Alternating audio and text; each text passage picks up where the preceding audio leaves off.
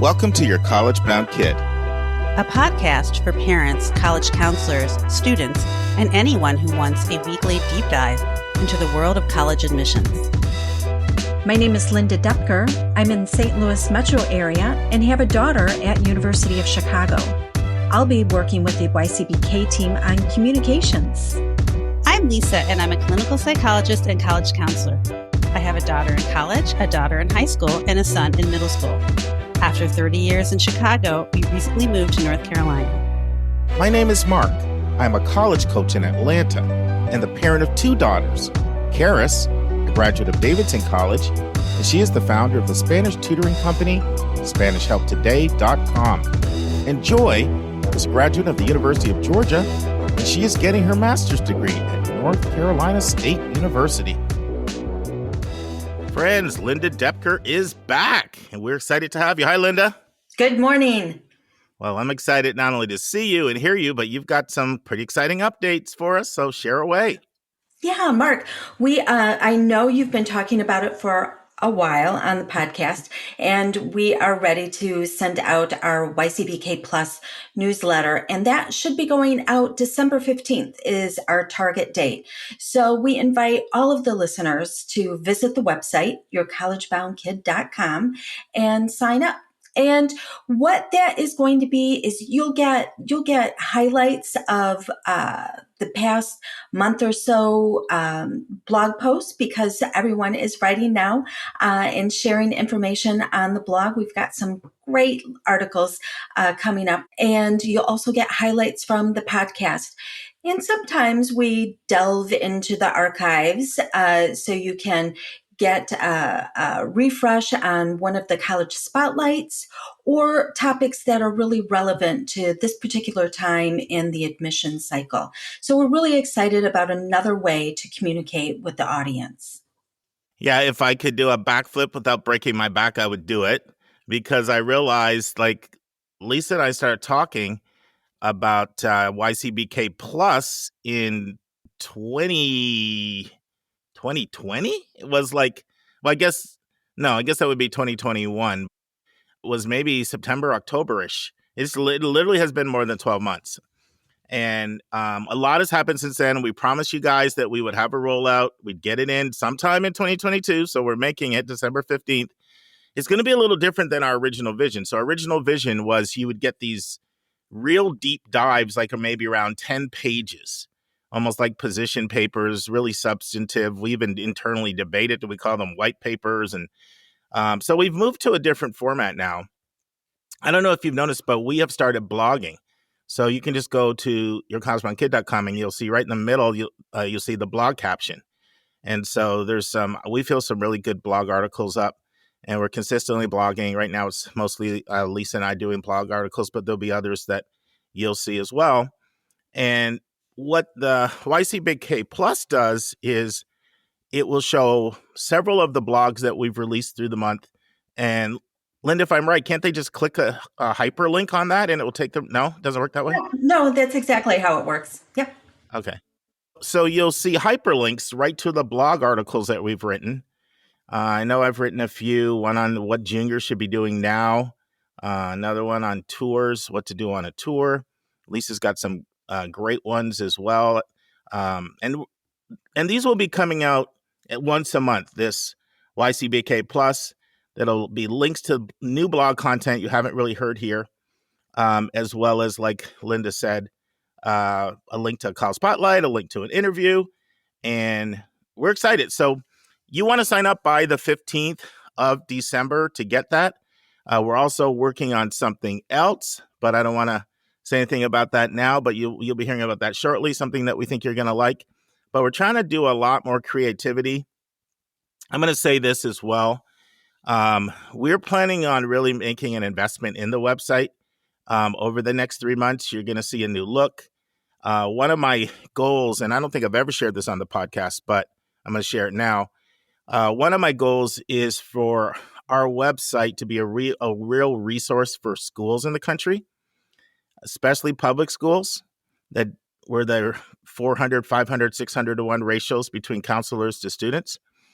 And really, really been heartened by some of the feedback we've got from some people about the website, but we want to put these interviews with thought leaders, these spotlights into the hands of students. And so in order to do that, we're going to be looking at making some website improvements, and pretty much any donations that you guys send in between now and the end of January will be going toward this project. So, and hopefully you'll like it, but we're excited. Anything else, Linda? Well, just also on the website, and I know you've talked about this before, is you can leave a message, ask a question. You'll see the speak pipe button there, and we've gotten several already, and we really like to hear that. So it doesn't have to just be a question. If you have a message you want to leave for anyone on the team or any of the interviewees, this would be a great way to do it, and then we'll go ahead and forward those messages on. Yeah, I want to say something about the last point Linda made. So I know every so often I mention to you, if you really want to make an interviewee's day, send them an email. But then I thought, people are out walking their dog, they're driving their car. And I could imagine somebody saying, yeah, that's a good idea. And then out of sight, out of mind. Or I don't feel like scrambling around looking for somebody's email. But I'll tell you guys a really quick story. I got an email from Robert Alexander last week. And Robert, you may recall, the VP of enrollment at Rochester, and did an interview with him about 6 months ago on the podcast.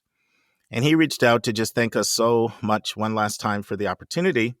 And he said he had a really cool experience today. He said, I just went out into the lobby and just started striking up a conversation with a student that was just waiting in the lobby. And I said, how'd you hear about Rochester?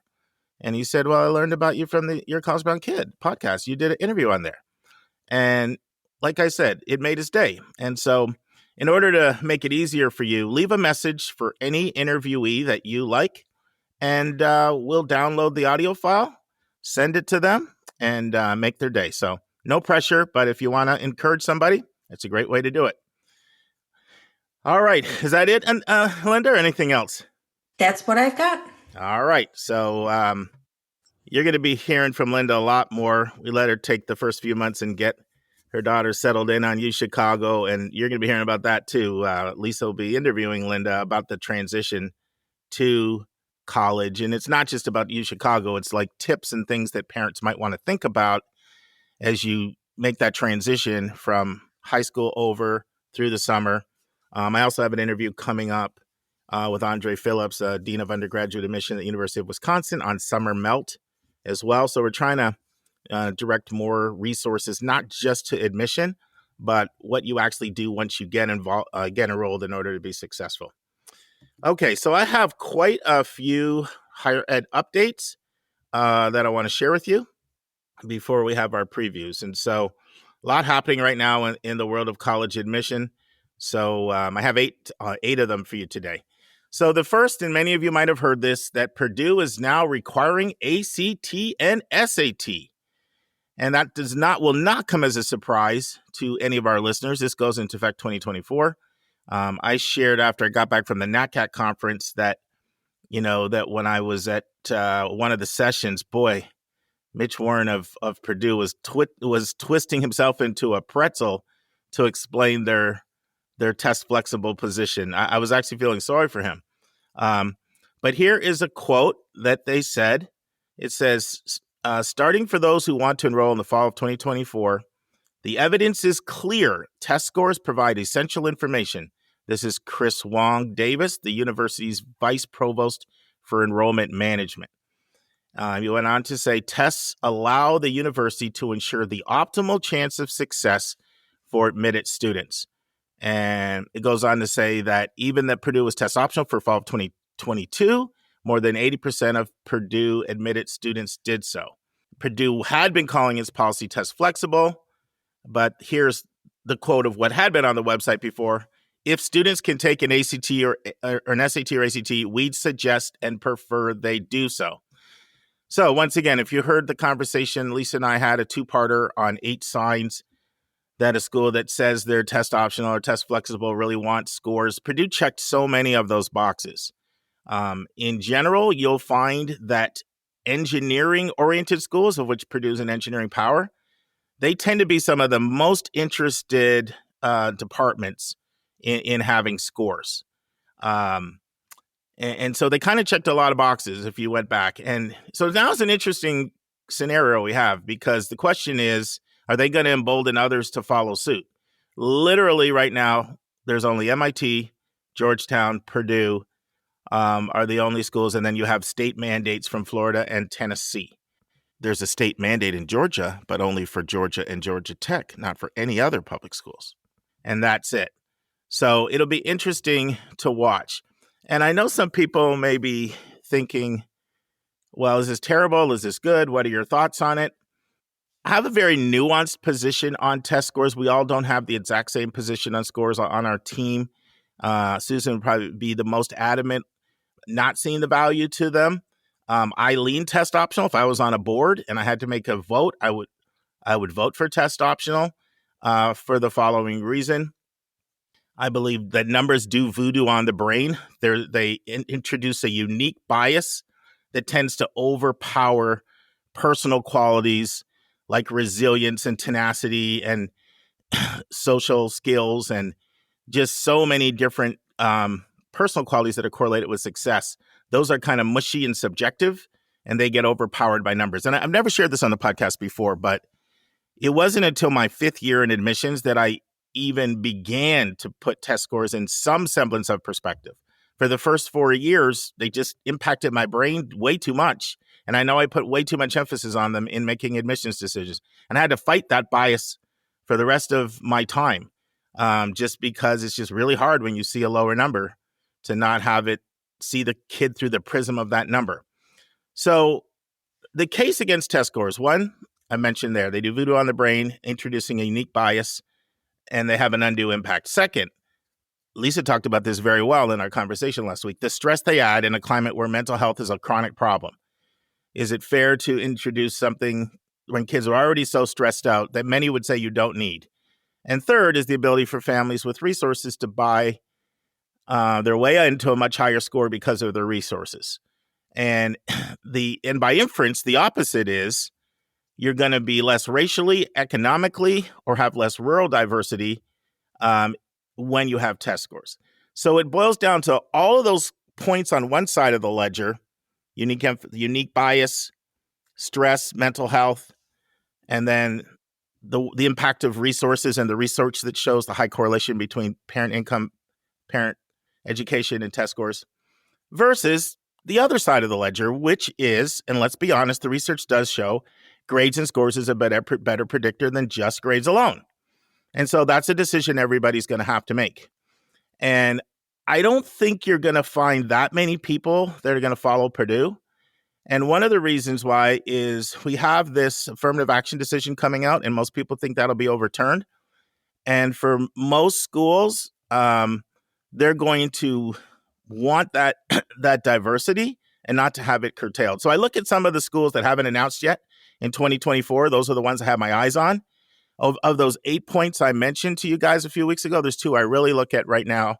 One is what's the verbiage they're putting out, and the second is who is not who has not made an announcement yet in 2024 what their decision is. They have not made an announcement. They're clearly debating it. And I'm looking at a number of people like the Dukes and the Michigans and the Yales and the Princetons. And I think most of those probably will go test optional again because of the diversity piece. My experience has always been that those 4 schools, Yale, Princeton, Duke, and Michigan, have shown a higher level of commitment to diversity than Purdue. Now, we are going to have Mitch Warren on the podcast. I've got him on the schedule to interview him. He's just under the VP of Enrollment that was quoted here. He is the Director of Admission over all of undergraduate. The VP of Enrollment is over all grad school and all of that. And so I'm going to ask him when he come on here. I'm going to try to ask him the tough questions about their decisions. So that should be an interesting interview. All right. Any thoughts on that one, Linda? You know, there are some really nuanced positions. And the one thing I would say about test scores is they can be a leveler for students who are at smaller schools, under-resourced schools, rural schools. So if they don't have all of the AP options, if they don't have the curriculum that better resource schools offer, if they come through with a high SAT or ACT score, that can really say something, I think, to the admissions officers. Linda, that's a argument that a lot of people have made. I've recorded an interview with Hillary Dickman, an admission counselor at Colorado College, that hasn't aired yet, but you'll hear her make that argument in the interview coming up here in the next couple months about the rural kid who gets the 1,500 on the SAT without the rigorous curriculum and what that message sends. And Stuart Schmill of MIT has made that argument. He's turned the diversity argument upside down on its table. And so is Bruce Pock, formerly of Pomona, who really put Pomona on the map. They've both said the same thing, that test scores can help them identify that real diamond in the rough who's able to excel despite the circumstances around them. Yeah, and I will always say this. It's always better to have high scores than no scores for any school that claims they're test optional. And that's true whether you're, it's just certainly true if you're coming from an under-resourced area, especially true if you're coming from a homeschool environment. Scores can play a bigger role there, but it's true also for private school, suburban school. It's always better to have high scores than no scores, unless it's test blind. But that's the trade-off in those two things. And for some, the value of having that extra factor outweighs all those other factors, and for some it doesn't. All right, second higher ed update. The U.S. Supreme Court agreed Thursday to review the legality of Biden administration's plan to forgive student loan debt. And this is pretty significant. They've agreed to fast-track this decision. However, the lower courts did block the program from taking effect. And so the Biden administration has asked the justices in November for review to lift the nationwide injunction. And the court has agreed to hear it and to fast track it. So I can't tell you when a decision is coming out, but look for that to come out certainly in who knows when. I don't want to predict, but I think early 2023. You'll hear something in early 2023 would be my prediction. After I said I don't want to predict, I predict, Linda. What's up with that?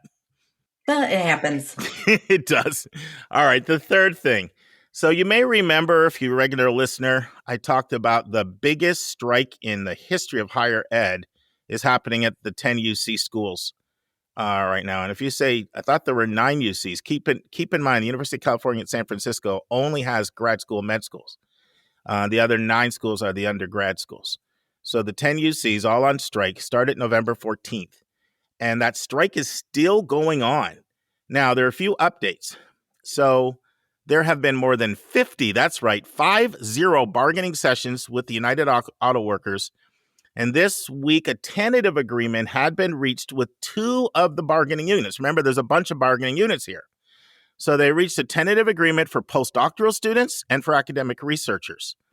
If adopted, the tentative agreement, it would place the compensation for postdoctoral students and academic researchers among the highest in the nation for their roles. However, the 12,000 employees will not return to campus until the agreements are ratified. And keep in mind, 48,000 are on strike, so there's still another 36,000. That's only a quarter of them. And the other 36,000 includes teaching assistants, readers, tutors, graduate assistants. They're still on strike. And the bad part is students are paying right now. Because, we're going into exams and closing out the fall term, and to not have 36,000 TAs, readers, tutors, grad assistants, researchers, students are paying a price right now. But this is not an easy dilemma to fix because there are a few sides on the argument. So the academic student employees who remain on strike, they're demanding compensation to be tied to the local housing. And California has really high housing costs. And it's hurting the student options as well, where overall rental costs are extremely high. And so one argument is that if these rates go higher, if this compensation goes higher, then landlords are just going to jack the pay up and make people pay anyway. So there's a lot of dilemma. Here's a quote from an article I read on it. Tying compensation directly to local housing could overwhelm UC finances by creating an unfunded obligation of at least several $100 million. Especially troubling as the university system is still recovering from deep spending cuts during the Great Recession. That's 2007, 2008, 2009.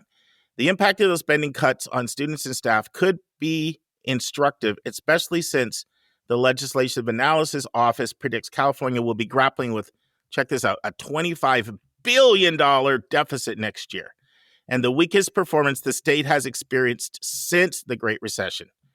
And remember, they've also made a commitment to take more in-state students and move away from out-of-state students that were providing significantly more funding.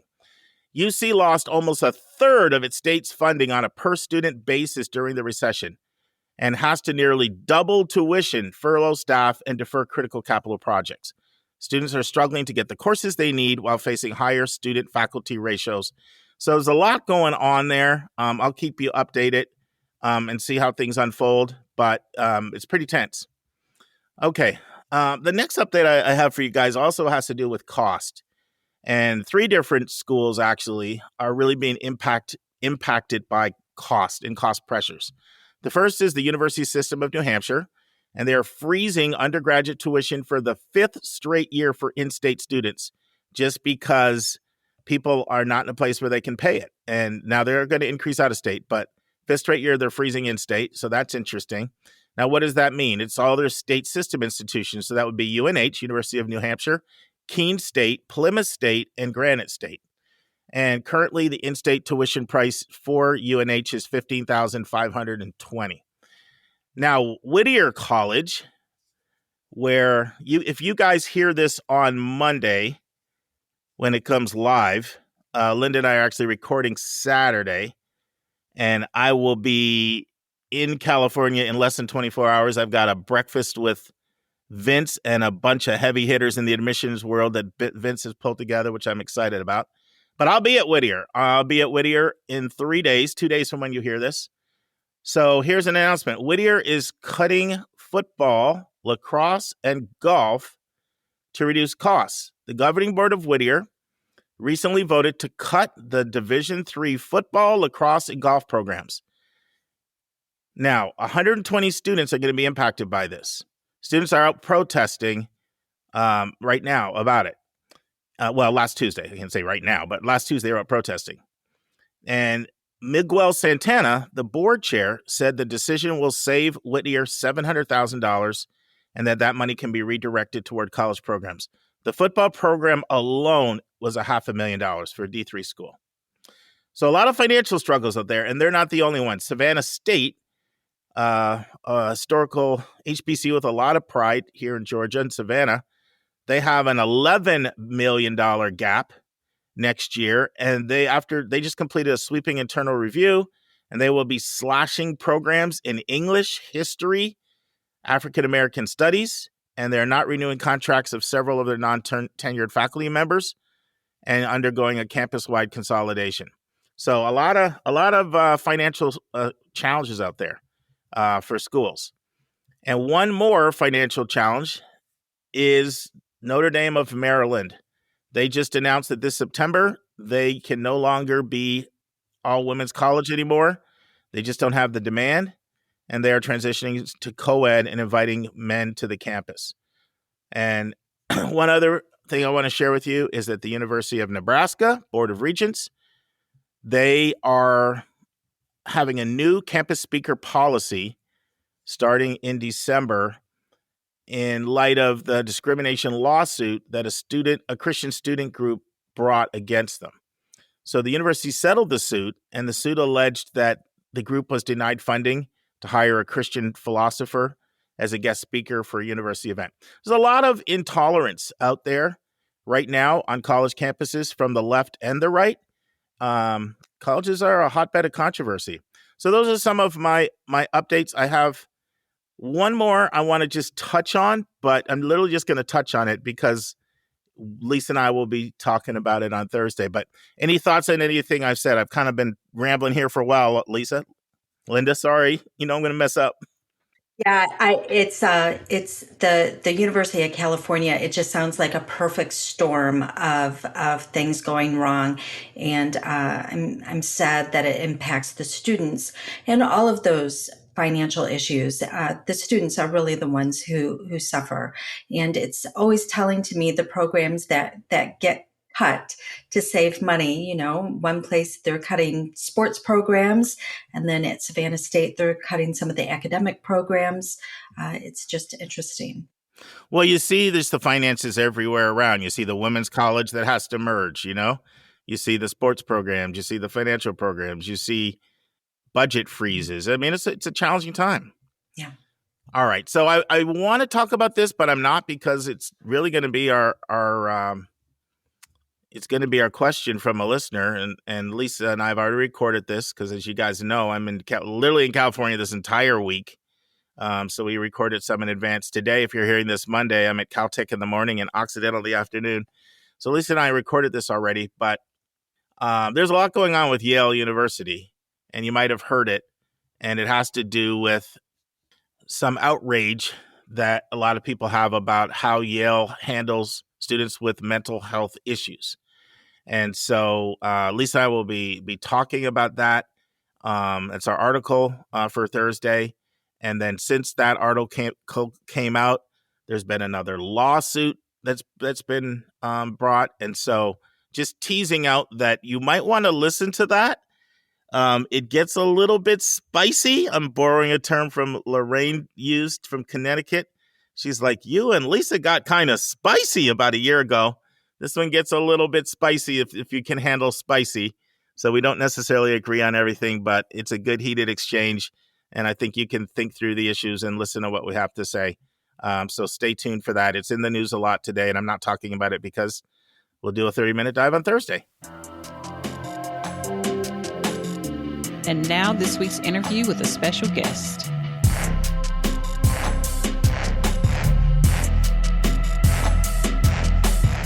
All right. Friends, we're transitioning to a brand new interview. And the interview is with someone who actually is pretty exciting in the world of college admissions. His name is Vern Granger, and he carries a few roles.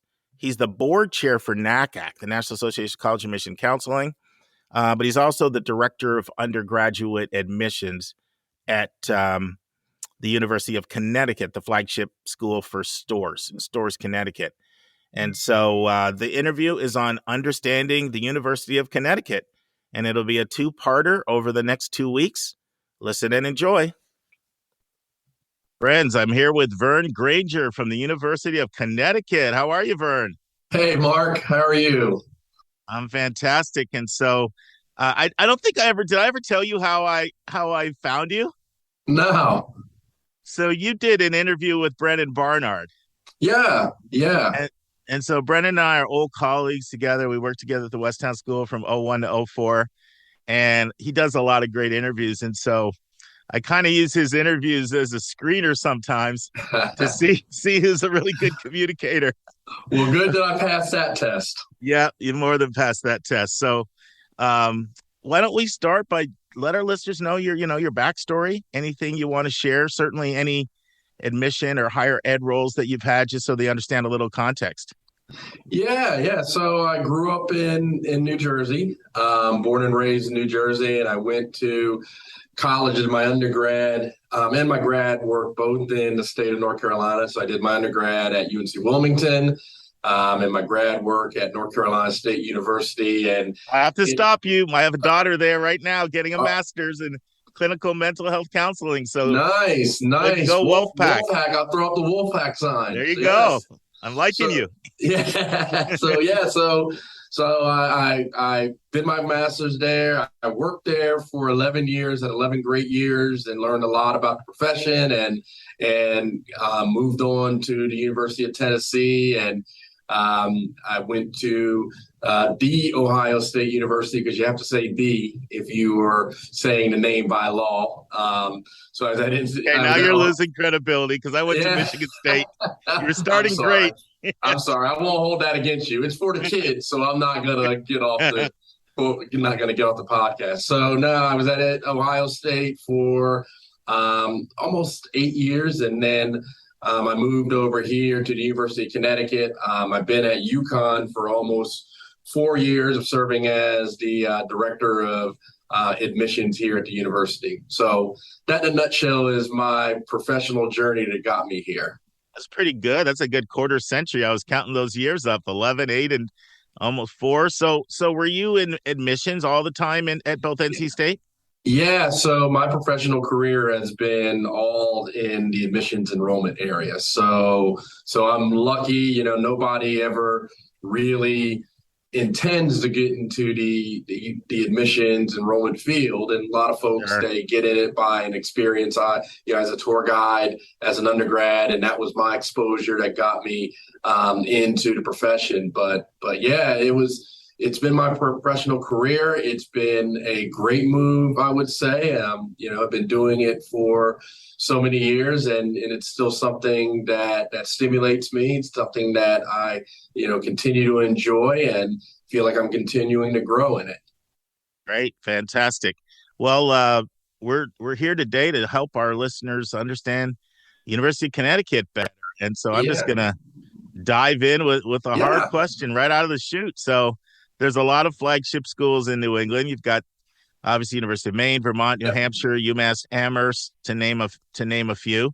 And then there's UConn. So yeah. how is UConn different from the other New England flagship schools?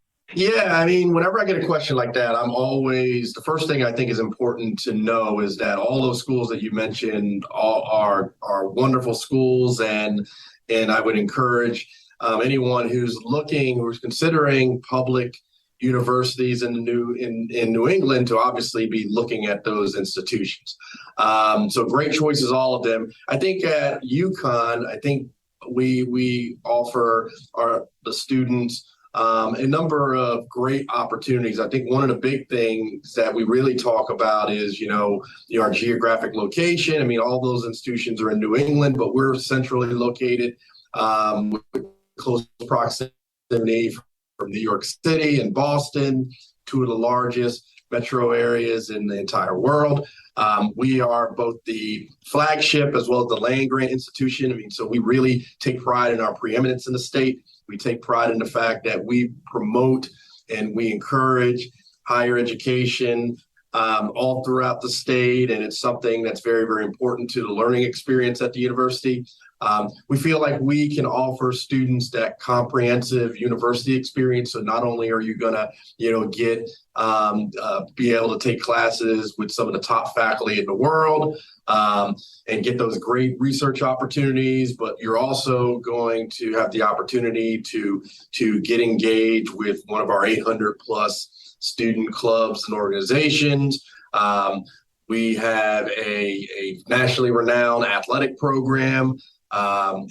Folks really know about our basketball programs, both the men's and the women's team that are highly acclaimed, but students have the opportunity to, engage, whether it be supporting their fellow students at the athletic events or participating in club sports, intramural sports. So all of those things that really make up that comprehensive university experience. And it's one of the things when we survey our graduates every year, one of the things that they talk about and they give the university high marks in is that connection to the UConn community. So the UConn family is something we talk about a lot, and it's not just hyperbole. It's a real thing that our students talk about and they feel that it was one of those impactful things that really made their college experience that much more meaningful. I have a follow up on that. So I went to Michigan State, which, rabid sports school. Mm-hmm. And I kind of have a theory that sports like just unites people, right? Yeah. I could be in Seattle or Portland, go to a Michigan State bar, and all of a sudden someone's slipping me a business card and saying you want to come work for me. I mean, it's just this creates this bond. And I mean, when I think of UMass Amherst, New Hampshire, Vermont, Maine, I don't see anywhere near the sports schools, and I know all these schools have strong business, strong engineering, and all that. We'll get into that academic programs later. But do you think that some of that bond has to do with the chemistry that's been generated, watching the Huskies play women's or basketball, men's basketball? Do you think that plays a role at all?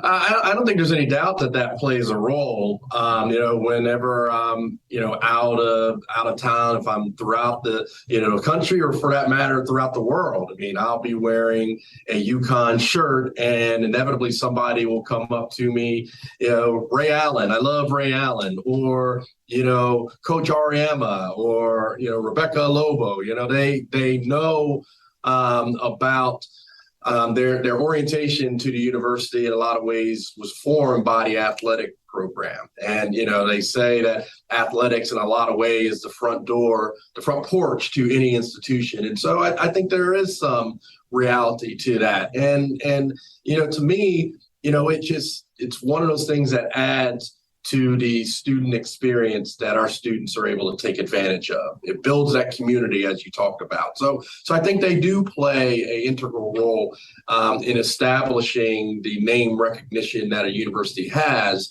And then the great thing about our university is once they, get that orientation, once they learn about the U Conn through the athletic programs, they start to learn, about the 100+ undergraduate programs and how well our graduates do after they graduate from the university and either go on to grad school or professional school or go on to get that first job. So it's a great introduction to the university. And then the university itself, the whole university experience, they fall in love with the place and they end up having a great experience at the university.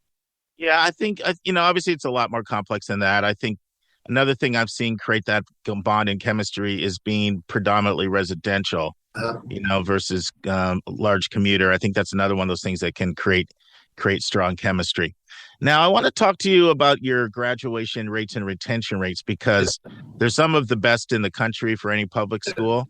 That doesn't happen accidentally. So what do you think you're doing there to generate such high retention and graduation rates? And maybe you can share a little bit of the data and how it sort of compares to sort of other schools sort of in your category. Yeah, and I'm glad that you asked that question, Mark, because I think one of the measures of an institution's ability to help students be successful are those outcome measures. So, whether it be our retention rate, the first to second year retention rate, which, as you said, is amongst the highest amongst all, public universities in the country, around 94%. And there's intentionality in that. And it starts with when students come for orientation, and throughout that first year, we put a premium and commitment to the first year experience that students have. A mentor told me a long time ago that an institution that does not take ownership of the students that they're bringing in essence, that's educational malpractice. And so we take that very serious at the university. And again, starting with the first year and helping students persist and ultimately graduate. Another outcome that we're very, very proud of is the fact that, we have one of the lowest time to completion rates amongst public universities in the country. And what that means is the time when they enter in the fall to the time it takes a student to graduate from the university. So that's something else that we take great pride in, is that, we have one of the lowest time to completion rates, throughout, with other public universities in the country.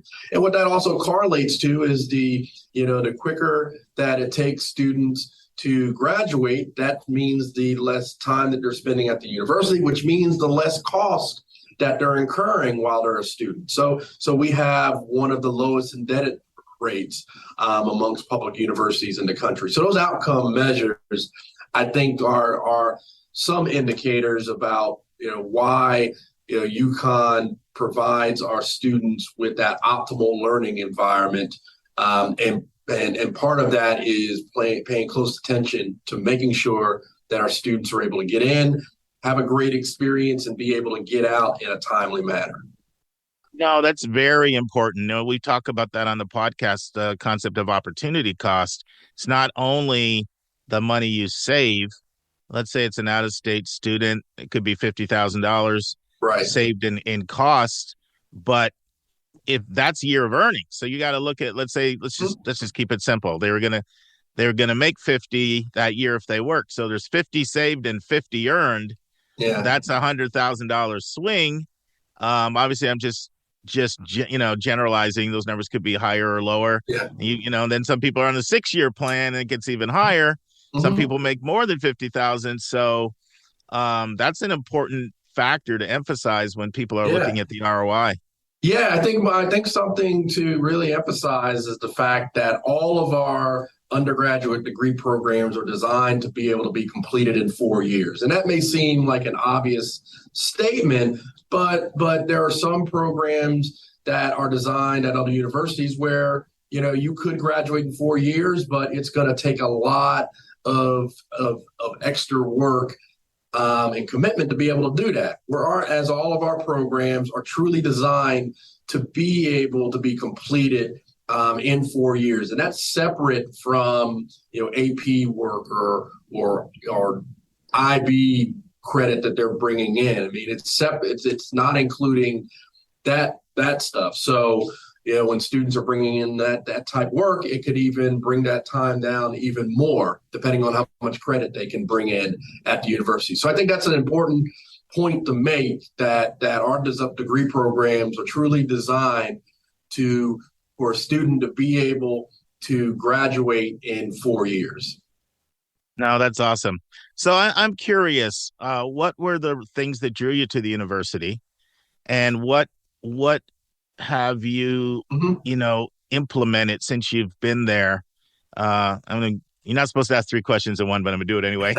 What brought you to the university? What have you implemented? And what are some things you're still trying to implement? So there we go. Yeah. Break all the rules. I mean, what brought me to the university? I mean, I'm a public university baby, public high school, public universities as a student, public universities as an employee. And so I believe in the mission of public universities. I believe in the mission of Flagship public universities and what they contribute to a state and to a nation and to the world. So, I'm a big fan of that. As I mentioned in the beginning, I originally grew up in the Northeast in New Jersey. And so the opportunity to be at a wonderful university and in a location that was where I grew up was something that I had been looking for a number of years. And so the opportunity at U Conn, it was a no-brainer from me. U Conn's, an excellent university, and it offered that added advantage of being where I grew up with and where I still have a lot of family and friends. And there are a few things that I've been working on and been able to accomplish, but one of the things I'm really proud of and really continue to try to take advantage of is how do we better leverage technology to create a better and more seamless experience for our students. And so part of that includes implementing a system that allows the student to utilize a single portal for application, for checking their status, for getting invitations and confirming registration, for visiting campus, for getting their admission decision, for getting announcements, updates. So, trying to make that as a seamless experience for our students, for our constituents, like our school counselors, providing them, again, with the resources to better assist with the work that they do. So I'm a big proponent of taking advantage of technology in order to be able to create a better user experience for our students and our other constituents. So something I'm very proud of that we've been able to do. Something else that I'm really, really proud of, and this also has to do with the university that I'm at and its commitment, is really amplify our commitment to diversity, equity, and inclusion, as not only with the student experience when they enroll at the university, but how we value it in our application review.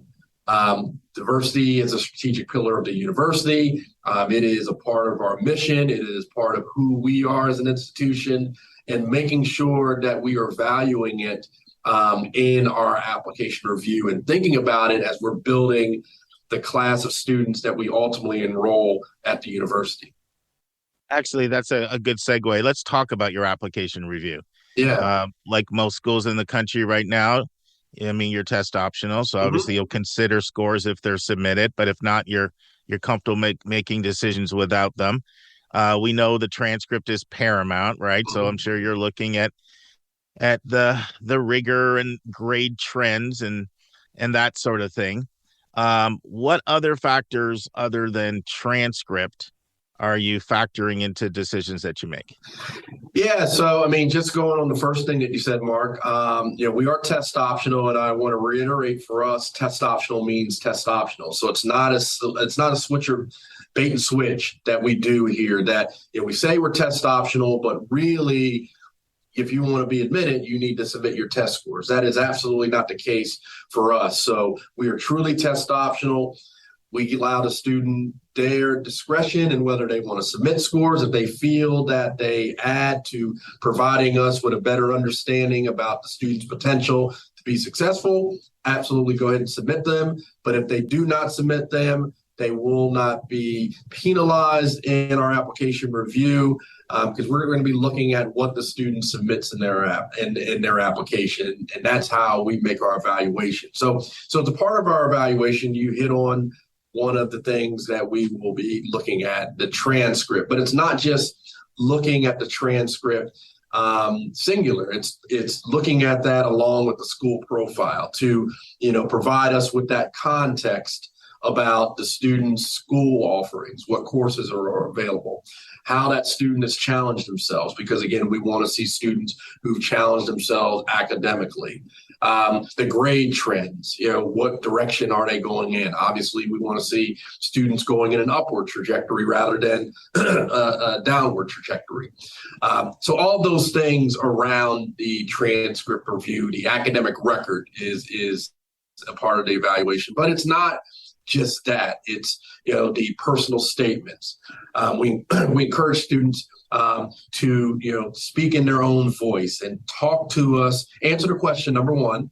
That should go without saying, but sometimes students will choose to freelance from a topic, but making sure they take the time and are answering the question, that they are intentional, that they are again talking about themselves and not regurgitating information that we can see on a transcript. So we don't need to see in that essay that the student tells us that, hey, I took this calculus course and I got an A in it, and I got a chemistry course, I got a B in it, those type of things. Because we can see that on the transcript and we can get that context. So the essay is an opportunity for the students to tell us more about themselves and why they feel they would be a good fit at our institution. So the personal statement essay, the letters of recommendation, encouraging students to choose wisely, getting somebody who can speak about their academic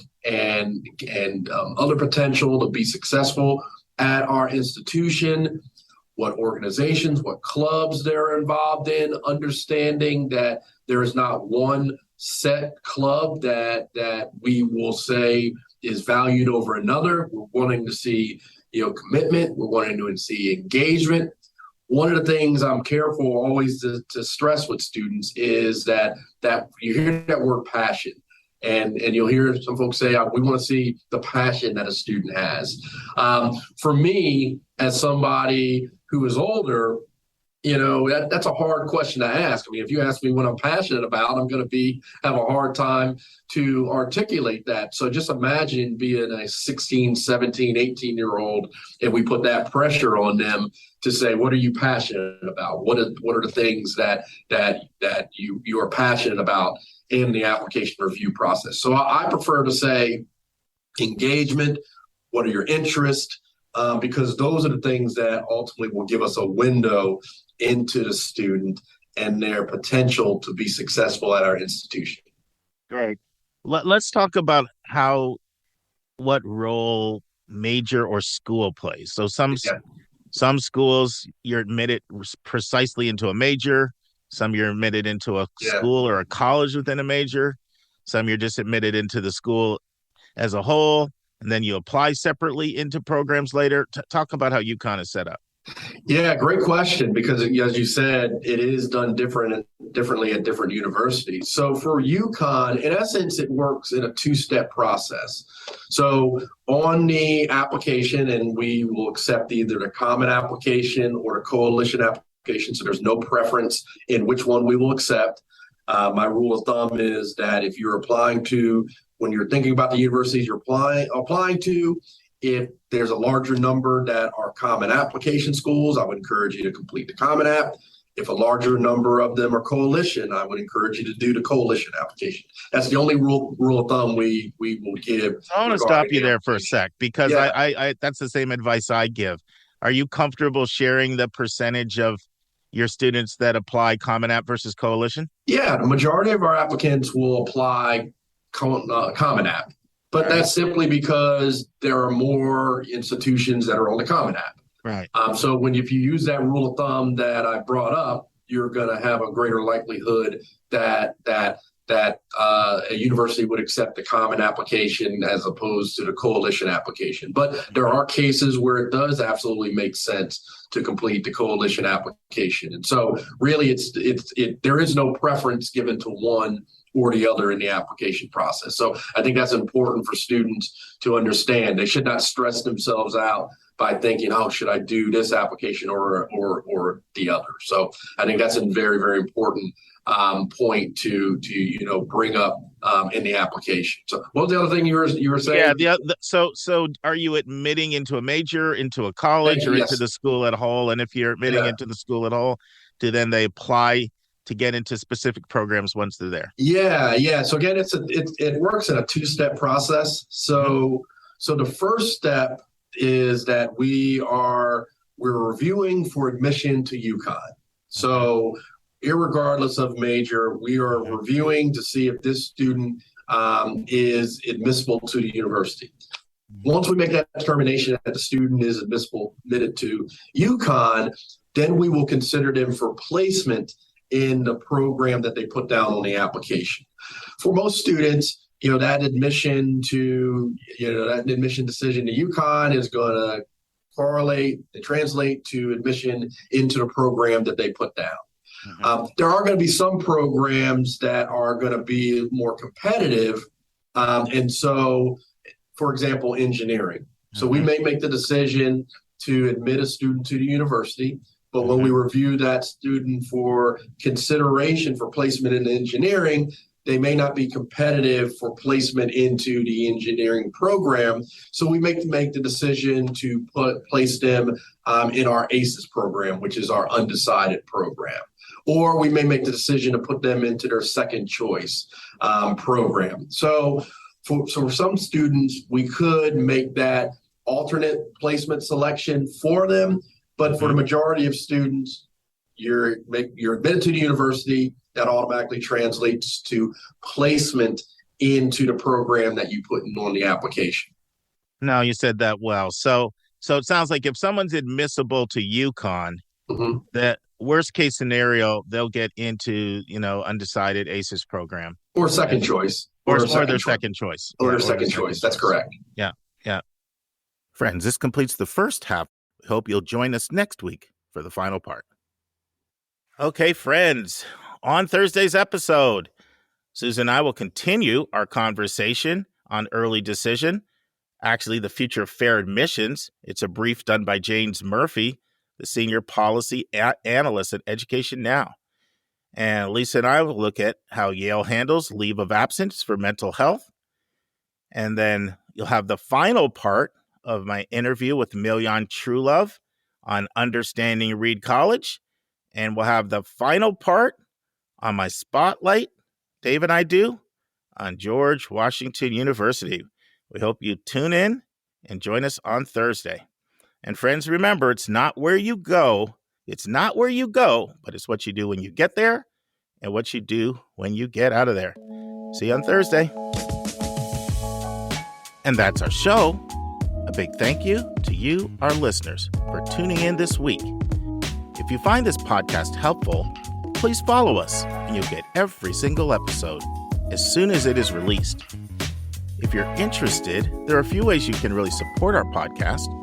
You can click the share button and send it to your friends and acquaintances. You can help us pay our staff and our expenses by donating on our website. You can write a review for us on Apple or Spotify. I'm the producer of the podcast, but we have a fantastic team of 14.